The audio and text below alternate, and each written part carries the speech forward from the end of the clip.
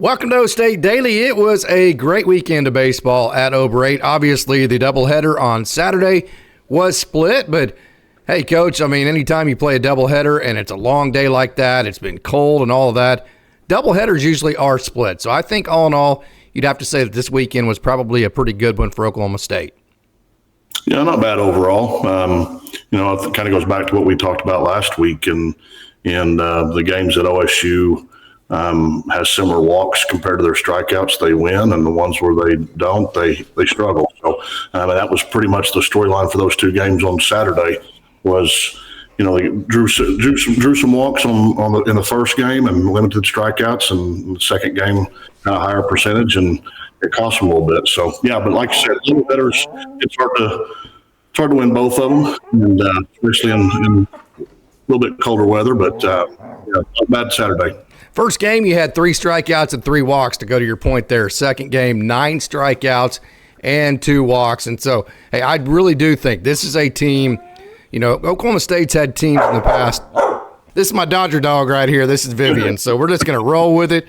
And she needs daddy right now. So, hey, I'm not going to say no, right? But, hey, Oklahoma State has had teams in the past where you have a margin for error against anybody. But this is a team, it just seems like this year. Now, it does have talent, but when you look at the overall skills, the margin for error it's not as great for this team. So you're going to have to play the margins. Now, when I say that, play the margins, that means, hey, when you look at all the statistics as far as the mistakes, errors, walks, strikeouts, those kinds of things where the balls are in play, those are all going to be bigger for this club than maybe they have been for past clubs.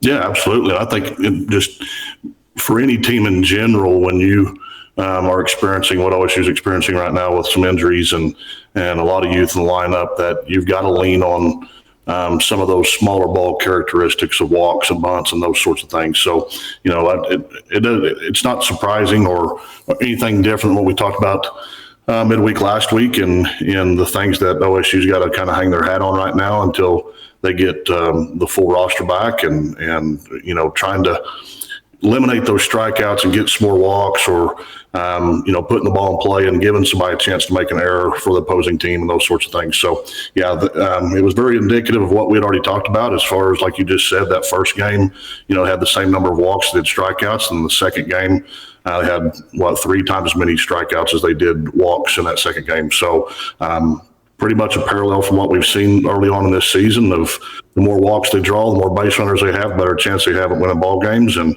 when they eliminate those walks and have high percentage strikeouts, then they struggle. Another thing about that, too, is when you have some youth, you have some injuries, the guys that you do have that you're relying on, like a Zach Earhart, like a Carson Benge, those guys, not only do they have to hit like 300 or 350 for you to have consistent success, it needs to also be like every 10 at bats is 3 hits, not like they go 0 for 10 and then they go 6 for 10, that kind of deal where it's a streaky type of 300 hitter. Those are the type of guys that have to be catalyst. You got to rely on them. So I think if Zach Earhart could get going, obviously Carson Benge showed why he's one of the most premier players in college baseball on Sunday, but you got to be able to rely on those guys to be consistent, to create that consistency that this offense just hasn't had yet. Yeah, and thank God Carson Benge is on our team. Yes. Especially on Sunday. Just watching him today or on Sunday play, it seemed like you're saying that they can't be streaky type of 300 hitters, but it was like almost every big at bat, Carson Benge was at the plate. Whether it was hitting the home run to get the first run on the board, or hitting the ball, or getting a single to tie it up, or whatever the case is, or getting the hit to go ahead. So he's producing, and those are the kind of guys that that Nolan Schubert can add to the lineup when he comes back. And the guys that we've talked about, Bregman has struggled over the weekend. Yes. I think he went 0 for 10. And he was a guy that was the last game against Utah Tech, he was a triple short of the cycle, and so those are the streaky type of things that you're talking about that sometimes comes with some youth and inexperience, those type of things. But it seems like Carson Benge has been, early in the season has been the guy that everybody thought he was and that he was last year. And then to bring him in to close the game on top of that. So very impressive weekend for him and especially on Sunday. I think people need to understand when you play a doubleheader, first of all, and you're playing a team from Georgia that's drawing from, hey, all you got to do is just go watch high school baseball, just go watch showcase baseball, just go watch Division III baseball. There are great baseball players at every single level. So to lose to a Mercer team who's from Georgia that draws from great high school talent, probably in the transfer portal, gets some great players from like a Georgia Tech. I don't know exactly what their roster is comprised of. To win 2 out of 3 the way you did, having to play a doubleheader on Saturday, I know people are going to go, well, you lost to Mercer. I'm just telling you, man, this was a good weekend for this club. If for no other reason, you got Benge going. I think you got Earhart going. And then also you got Dominique Reed back on the mound. I think you got some confidence for Drew Blake. And if those 2 guys can add to your bullpen, I think this is an entirely different pitching staff. Yeah, absolutely. I've seen a lot of different arms over the weekend. The Phillips kid from Owasso. Brennan Phillips. And came in and threw well, and he showed the signs of, why he came to OSU and why he was such a touted prospect coming out of Owasso. And because I think he was even recruited by LSU and some of those SEC teams. So, it was good to see him and the Drew Blake kid and those guys coming in and having some quality innings. And it was good to see those guys come in and get some innings in tight spots too, and it wasn't just coming in with a big lead and nobody on base, and Phillips comes in with runners on base and got some good quality innings out of those guys.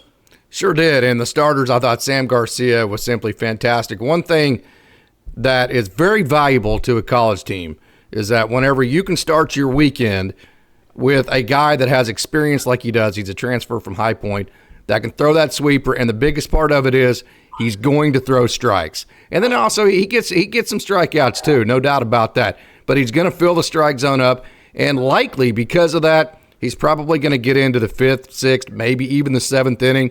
And if you can get your starter on that Friday game to extend, that really opens up your whole weekend. So I really like Sam Garcia in that Friday role. Yeah, absolutely. And, speaking to Mercer, they're a team that didn't make a regional last year, but they won 33 ball games. Yeah. They won 33 ball games last year, didn't make regional. And, and if you look at their non-conference schedule, it's not like they're in the Southern Conference or whatever, where it's not, your traditional powerhouses in baseball, but, they're playing the LSUs and they're playing the Oklahoma States and Georgia Tech on Tuesday. Georgia Tech, they play, like we talked about last week with midweek games aren't the same as they used to be with, when you're going outside your conference and trying to find quality opponents, for example, on Tuesday, OSU was playing OU, who just, had a great weekend against UCF. And so those midweek games are, not like they're used to, like we talked about last week, and Mercer's no different. They're going out and playing quality opponents in the midweek games and scheduling quality opponents on the weekend series of their non-conference schedule. So going out and watching Garcia and Holiday and Kiesel and those guys out and go out and throw well against teams like that is very bright for what's to come for the rest of the year for OSU. I really like this shortstop Oklahoma State has. He is what I just call a ball player. Call him a grub worm, a dirt bag, whatever you want to call him. The dude can flash the leather. Lane Forsythe, the transfer from Mississippi State. He loves being at Oklahoma State. And the guy just knows how to get gritty. He knows how to have a 2-strike approach. He knows how to hit the ball up the middle when he needs to. He knows how to bunt when he needs to. He can hit a sac fly for you. And, boy, Friday night he really had a really nice game. Again, we talk about those older guys needing to be the catalyst. I really thought he was the catalyst of Friday night's game. Yeah, fun kid to watch. Yes. And somebody that is good for your younger kids to look at. Yes. And the way he plays the game. It's not just how productive he is or how productive he is and anything. It's the way he plays the game. It's the way he approaches the game. That's going to be huge for those younger kids. The Avery Ortizes, the Colavetti, and the LaSalle's when he comes back from injury and those type of things that they can, that's the brand of baseball that Oklahoma State fans love to watch, you know, and the brand of baseball that Oklahoma fans and fans in Oklahoma baseball like to watch. So, yeah, very excited to see what he's doing and how he carried the load on Friday. And I think he was 3 for 3 on Friday. He was 2 for 2 on Friday, 1 for 4 on Saturday. So a 3 for 6 weekend for him. Yeah. And so, again, upperclassmen that's, shouldering a lot of load there and producing and being a great example for those young kids of the brand of baseball that OSU plays. Had a couple of RBIs in Friday's game, too. Got the game off on Sunday, of course, when you have a doubleheader and it's long like that. I'm just telling you, man, Sunday's game, a day game after a night game, of which was the second game of a doubleheader. After you've lost a really tough game, you have the balk call, all that. I have that on my social media. By the way, Brian Holiday did declare a legal wind-up position. He had both hands in front of his body. That is a legal wind-up position. That is a declaration. I don't care what anybody says. That was not a balk, period, end of discussion. I got it on my social media. You can go look at it if you want. But so you had all of that disaster, right? I mean, that was just straight up a disaster. You go from being out of that inning to being down 4 runs, and then you lose that game, and you're like, oh, my God. Then you have to wake up and do it again the next day. I really felt like Sunday, especially getting down like Oklahoma State was going into the 8th inning, I think that's the type of game that can really bond a team and kind of spark some momentum. Yeah, absolutely. Even going back to, you think about high school regional baseball play and how you always talked about, if you win that first one in the regional finals, a lot of times those teams that can turn around and beat somebody twice in the same day, because it's really tough for that team that's in the driver's seat to come back from a loss on the same day, so you can look at it from the standpoint. Great point. That is exactly right. You can look at it from the standpoint of, that loss last night was probably better in the second game. That way we can come back today and have a completely different atmosphere, have time to get over the balk call and the losing of the momentum right there and everything.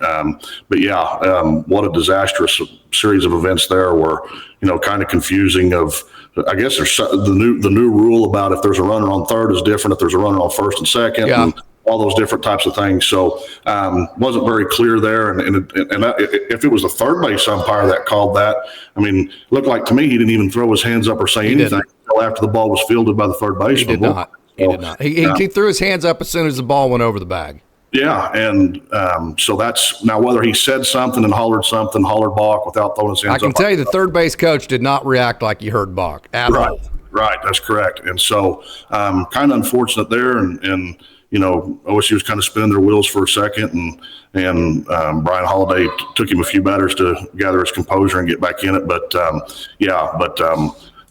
coming back the next day sometimes is a lot easier than having to turn right around and play it again right after an event like that. So it was good to see. It was good to see OSU come back today and get on the board early. Kind of went in a lull there from about the second inning to the 8th inning, but good to see them pull out a victory on Sunday. It was, and I'll tell you what, sight for sore eyes alert, Aiden Miola. I love this dude. He is just a tremendous defensive player. You talk about intensity, man. He is a guy that I would want to play with. He's a guy I would want on my team. And, by the way, he's the one who got the base hit to get the rally started, to get the Pokes back on top. It just seems like whenever Oklahoma State's doing something good, he is always in the middle of it. This dude, he's just clutch, man. I just love his mentality and the way he plays.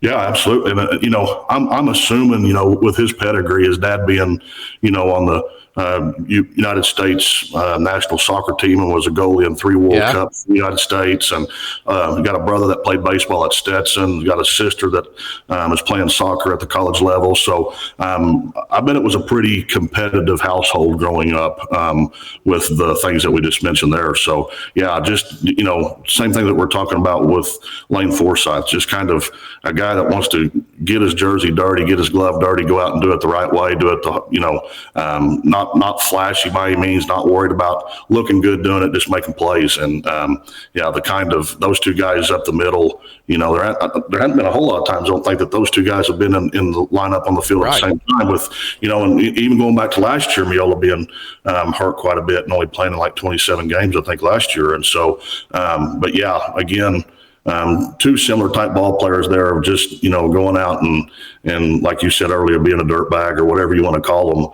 them, and not afraid to get their jersey dirty and uniform dirty and go out and play baseball the way it's supposed to be played. I know Josh will make a rotation. He does a great job of keeping his bench engaged and keeping everybody's mind right and engaged with the team. But it's going to be interesting the way Avery Ortiz is playing.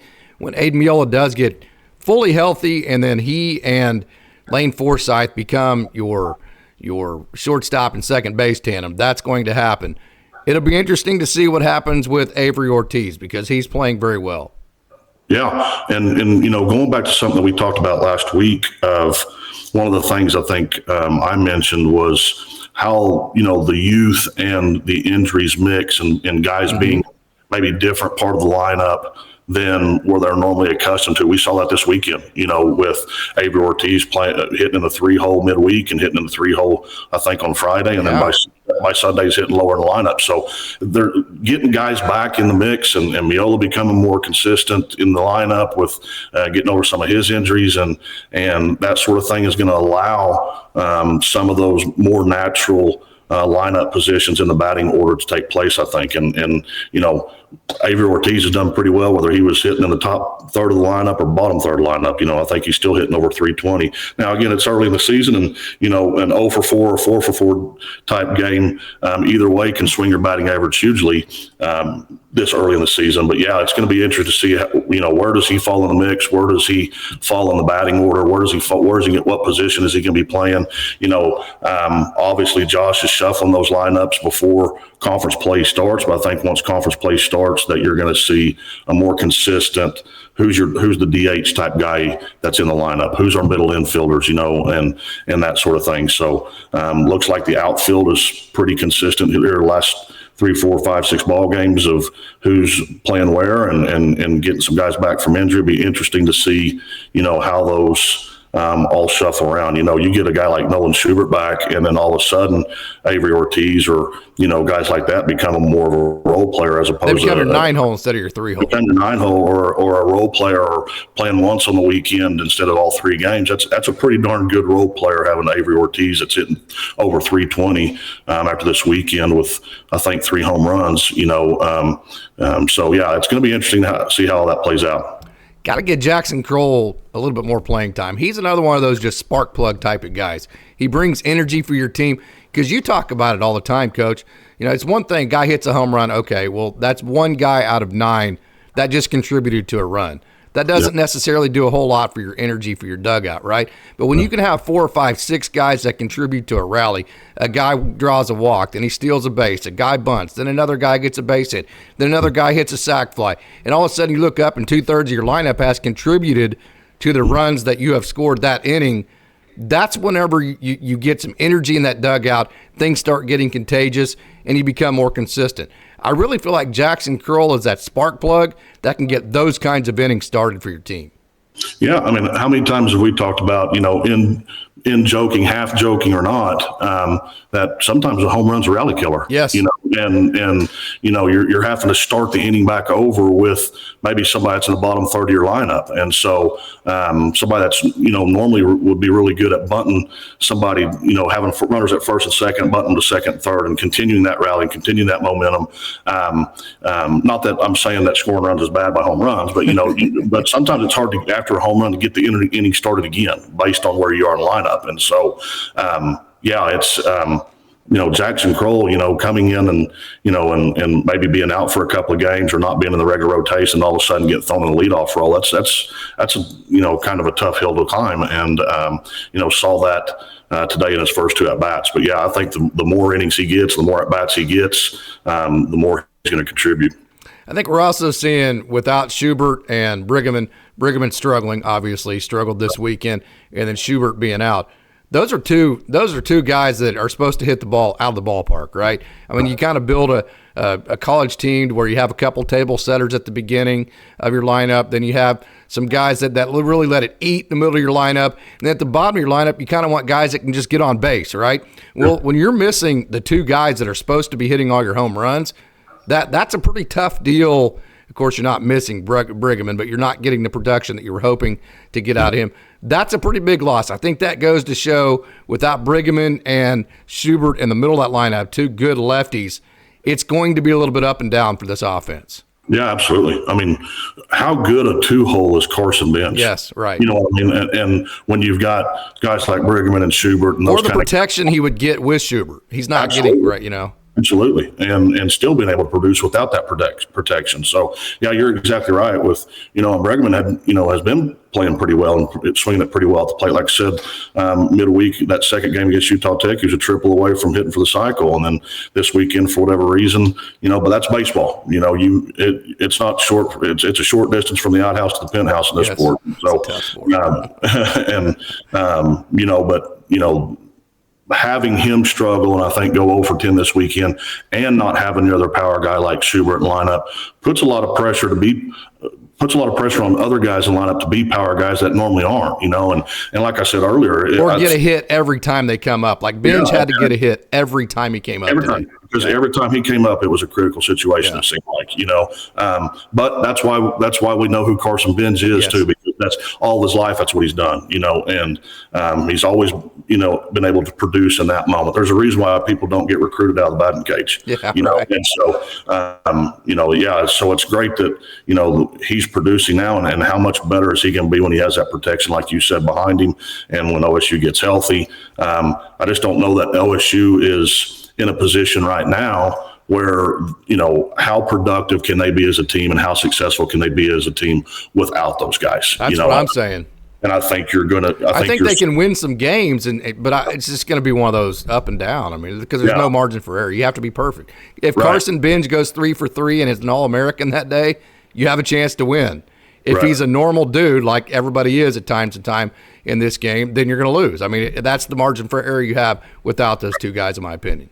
Yeah, absolutely. And I think that's, that's where – it gets frustrating as a fan. And if you really don't dive into what's going on with the lineup and dive into what's going on with the team but it's good. You don't see guys, and that's always, part of Coach Holliday's brand also is, you can hear Coach Holliday on when whether you're listening to the radio or you're watching on TV, you can hear Coach Holliday from the dugout telling guys good job or whatever the case is. So, they're always excited. There's never a lackluster effort. Sometimes it seems like, this year, we're 16 games in, and we've seen things like drop fly balls and, we see drop pop-ups. Drop pop-up in the infield today. And then we see this, the ball that gets by Brigham today. Those are all things that you kind of scratch your head about, but it's not because of a lack of effort or a lack of enthusiasm, a lack of wanting to play the game right away. But they are plays that have to be made if you want to be a good Division I team. There's no other way to put it. Absolutely. Especially when you're at home. I mean, how many times have those balls been hit in that exact same spot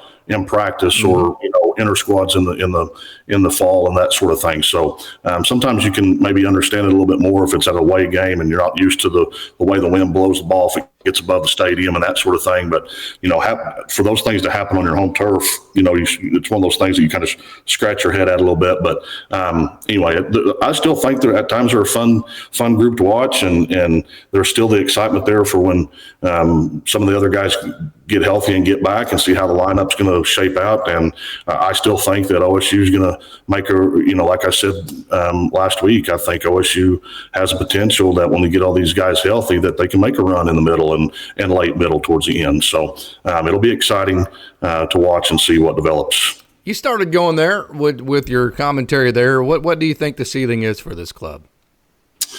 I think it's hard to say. I started thinking a little bit over the weekend of, is there still a little bit of carryover from the disappointment postseason last year? You got a lot of the guys that, while OSU did lose a large group of guys, there's still a large nucleus of people that come back from that team. And is there a little bit of hangover about that? Is there, especially with it happening the way it did. But I think OSU's got a chance to, maybe be, when they get healthy and they get their line up consistent and guys, get into the role that they're going to be playing. It's not, okay, I'm going to be hitting 3-hole today, and then by the end of the weekend, I may be hitting in the 7-hole or whatever the case is, that I think they could sneak up on some people. They're obviously not a host or regional type team and that sort of thing, but I think they can go make some noise and potentially be disruptive and maybe be a Oral Roberts type team that surprises some people, or Dallas Baptist type team that surprises some people late in the season. So, that's coming from an OSU fan that always has that expectation. But, there's going to have to be a lot of things go right for them to be in that situation. They're going to have to, the conference is shaping up to be. UCF. The last I looked, Kansas was fixed. They'd won the first 2 against TCU. I don't know if they ended up sweeping them or not, but there's going to be some things fixed in a hurry in order to be in that position. But I think they're obviously a postseason team that can make some noise. I would totally agree with that. And this is a team that they have a lot of pieces. It's coming together. One thing I do like about Josh is that he is not scared to lose some games early in the season, to go out and play some great teams. And even one thing I really do like about Josh is that even like the mid-major type teams like the Mercers and those type, even the Central Michigans that he brought in last weekend, he brings in really quality. Mercer's a quality ball club. Central Michigan was a quality ball club. I mean, he could go play whatever college is out there that you could score 7,000 runs and win 3 games. But he wanted to play a team from Georgia that, you should win 2 out of 3 of them, but you are going to get your team in situations to where they have scoreboard pressure. They have to perform. If you don't, you're going to lose. So I like the fact that he's not scared to lose games by playing a tough schedule early on. And I think that always has paid dividends with the Big 12 tournament and the way this team always finishes under Josh. Yeah, and and playing Kansas, by the way, dropped the finale to TCU. Did they? Okay. Last I looked, it was up 4-1, I think, in the 4th or 5th or something like that in that 3rd ball game. But and going out and playing the teams like the Central Michigans and Mercers, like we talked about a while ago, that Mercer has that same mindset. They're they could be going up and beating up on somebody during midweek, but they're playing Georgia Tech or LSU and some of the teams like that in that area. They're not going out and just beating up on everybody all the time. And so not only are you bringing in a team that won 33 games last year and from what it sounds like benefited from the transfer portal heavily this year with some upperclassmen, but you're also getting the 33-win team that is playing strong midweek games just like OSU does. And so, anyway, again, going back to what we've talked about previously and what you're saying now is, moving into conference play by playing those strong opponents in the midweek and also scheduling strong weekend series against quality opponents is only giving those guys quality reps. It's not giving people a false sense of hope or a false sense of reality in what they're going to experience in conference play by going out and beating up on whoever. Truly getting those guys ready for conference play, because it looks like conference play is going to be like it always is. It's going to be tough and it's going to be gritty. Play a conference opponent on Tuesday. It is not a conference game. Nobody hates OU more than I do. I think you could attest to that. Yeah, you giggle as I say that. That is an absolute fact. Why do I not hate OU as much in baseball, though? I just don't have the animosity in baseball that I do other sports. Maybe it's because OSU's always beat them in the past. Yeah, I think maybe the success that OSU has had against OU in baseball versus what they've had against them in other sports. But yeah, and I think I was thinking about this earlier too. Is that I think you're going to see on Tuesday when OSU plays OU what kind of mentality that this baseball club has. What does this roster hold in the way of mentality? You've got going back to what we talked about in a previous podcast. This is another reason why it's important to have Oklahoma kids on your roster. Oklahoma kids contributing, because they know what this means. They know what it means to play against OU. It doesn't matter if it's basketball, baseball, football, wrestling, whatever it is. They know what it means to go out and play OU in Bedlam, whether it's conference game or not, or a midweek game. But I think you're going to see. And their dads know what it's like to beat OU. Absolutely. And I think you're going to see the mentality of this team and the makeup of this team, whether all those pieces are still there or not. The Schuberts, those guys that aren't in the lineup regularly right now because they're injured, they're still having an influence on those guys mentally and emotionally in the dugout, in the locker room, and practice and those type of things. So I think you're going to see what this team is made up of, not necessarily just physically or, at the plate or in the field, but mentality-wise and emotional-wise when they go out and play OU, because that's what you're going to see weekend after weekend in conference play. And so it's going to be interesting, and excited to see what Tuesday holds. All right, Coach, any final thoughts before we get out of here? No, just excited to keep watching OSU baseball and watching them get better with each weekend. And, and again, I appreciate being on here and talking baseball with you. It's a lot of fun. Hey, I want to thank everybody for tuning in to OkState Daily. It is growing fast. Again, we did good in football. We took a long time off, and we finally brought it back, and the softball podcasts are doing good. The baseball podcasts are rebounding. I was worried about all that time off, whether people would even know that we're back here. But, hey, I can't thank all of you Oklahoma State fans enough for coming back to OkState Daily and checking this out. This is going to be twice a week, what you see right here. So super excited about it. So thank you for tuning in. And until next time, when hopefully we're talking Wednesday about an Oklahoma State beating of OU, go Pokes. Go Pokes.